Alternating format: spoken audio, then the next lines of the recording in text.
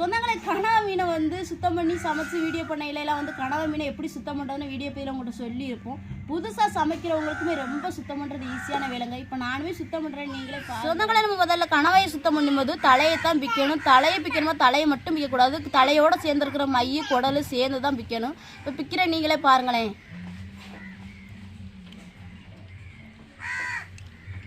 இதை வருதா சொந்தங்களே, இதான் மை.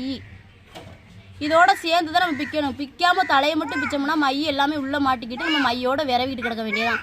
நம்ம தலையை மட்டும் பிச்சோம்னா மை உள்ளே போயிடுமா, அப்படியே விரவிட்டு கிடக்கும். தலையோட சேர்த்து மையை பிச்சோம்னா அப்படியே சுத்தமாக க்ளீன் பண்ணிட்டு போயிடலாம் சொந்தங்களே. இதான் மை பார்த்துக்கிறங்க.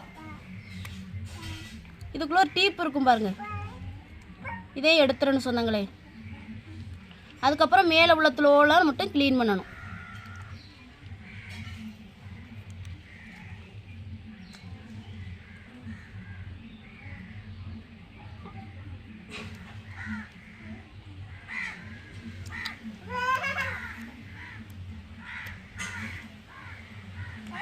அவ்வளோதான் சுத்தங்களே. இதான் நம்ம கணவாயை சுத்தம் பண்ணுறது. இப்படித்தான் நம்ம எல்லா கணவாயுமே நம்ம சுத்தம் பண்ணணும்.